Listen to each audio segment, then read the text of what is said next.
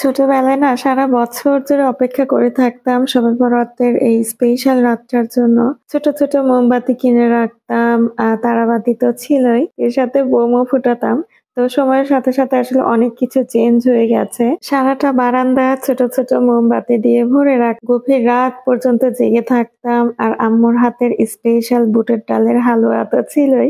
যাই হোক, শুক্রবারের সকালে নাস্তাটা একটু সিম্পল ভাবেই সেরে ফেলেছি। চা বানিয়েছিলাম, ডিম পোচ করলাম আর রুটি বানিয়েছিলাম। আর এর সাথে রাতেই কিন্তু বাঁধাকপি, গাজর দিয়ে ভাজি করে রেখেছিলাম। রাতেই কিন্তু বেশ খানিকটা বুটের ডাল ভিজিয়ে রেখেছিলাম যাতে করে খুব অল্প সময়ে ডালটা ভালোভাবে সেদ্ধ হয়ে যায়। আর এই তো সকালে নাস্তার পর আসলে যেহেতু শুক্রবার দুপুরে কি খাবো সেটা টেনশনটাও ছিল। আর একেই তো শবে বরাত, তার জন্য স্পেশাল একটা আয়োজন তো থাকবেই।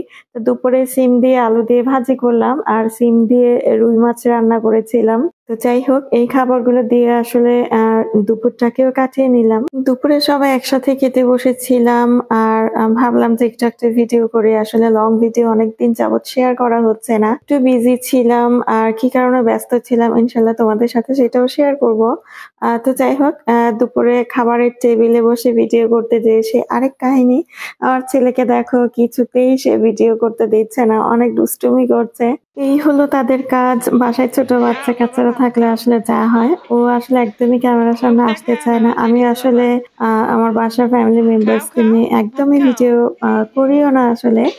তো যাই হোক, নিজের টুকিটাকি রান্না বান্না ট্রাই করে হালকা পাতলা লাইফস্টাইল গুলো শেয়ার করার জন্য। তো ছোট বাচ্চারা যেহেতু আসলে কমফোর্ট না, যার জন্য আমি আসলে ওদেরকে কোনোভাবে ফোর্সও করি না। আর এই তো দেখো, একটুখানি ভিডিও করতে যেয়ে তার কি অবস্থা, ওড়না দিয়ে মুখটা ঢেকে সে আস্তে আস্তে করে ভাত খাচ্ছে। আর আমরা সবাই তো এখানে হাসতে হাসতে অস্থির হয়ে গেছি ওর দুষ্টুমি দেখে। আর এদিকে তো ভাত খেতে বসার আগে আমি বুটের ডালটা সেদ্ধ হতে দিয়েছিলাম। আসলে এত বেশি সময়ও লাগেনি। বুটের ডালটা যদি আসলে ওভারনাইট ভিজিয়ে রাখা যায় তাহলে সেদ্ধ হতে কিন্তু এত বেশি সময়ও লাগে না। আর ডাল বাটাবাটির কোনো ঝামেলা ছাড়াই কিন্তু আজকে হালুয়াটা বানিয়েছিলাম। আসলে হেল্পিং হ্যান্ড এর উপর কতটা ডিপেন্ডেন্ট হওয়া যায় বলতো? তা আমি আসলে বেশিরভাগ সময় ট্রাই করি নিজের কাজগুলো নিজে করে ফেলার জন্য। যার জন্য এই তো ব্লেন্ডারে আসলে ডালগুলোকে আমি ব্লেন্ড করে নিয়েছি। বুটের হালুয়া বানানো আসলে তেমন কঠিন কোনো কাজ না, একদমই ইজি প্রসেস। তেলের মধ্যে আমি ৬-৭ টার মতো এলাচ দিয়েছিলাম, কিছুটা দারচিনি আর ২ পিসের মতন তেজপাতা দিয়েছিলাম। তো সবকিছু একটুখানি নেড়েচেড়ে তার মধ্যে আমি ডাল দিয়েছিলাম। ডালটা কিছুক্ষণ নেড়েচেড়ে কষিয়ে নেওয়ার পর এরপর হচ্ছে আমি চিনি দিয়ে দিলাম। তো আমি প্রায় ১ কেজির মতন বুটের হালুয়া তৈরি করেছিলাম। তো ১ কেজি পরিমাণ হালুয়া তৈরি করতে যেয়ে আমার প্রায় পৌনে ১ কেজির মতো চিনি লেগেছিল। আর টেস্ট ওয়াইজ লবণ তো দিয়েছিলাম। আর সব শেষে নামানোর আগে ১ কাপ পরিমাণের মতন গুঁড়া দুধ দিয়েছিলাম।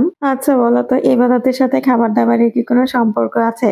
স্পেশাল একটা নাইট, আমরা সবাই মিলে নামাজ কালাম পড়বো, আল্লাহর ইবাদত করব।